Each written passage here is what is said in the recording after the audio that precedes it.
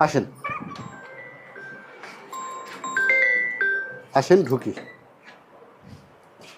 ঢুকো, আমি একটু লাইটটা দিয়ে দিই। হ্যাঁ, লাইট কি ভালো আছে কিনা কে জানি। ও মা, লাইট ভালো আছে।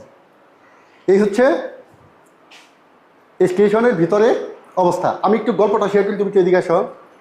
আমি প্রথম যখন আসি, একদম প্রথম, তখন এভাবে ঢুকি।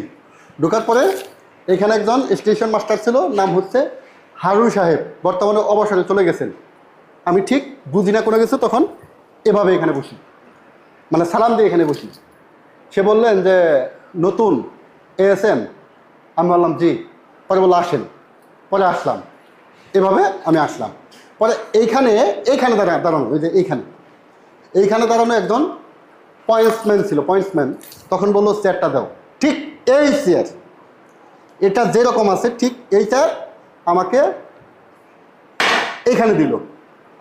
আমি এখান থেকে বসে উঠে এসে এখানে এভাবে বসলাম। এই স্মৃতিটা আমার এখনও মনে পড়ে, মনে আছে।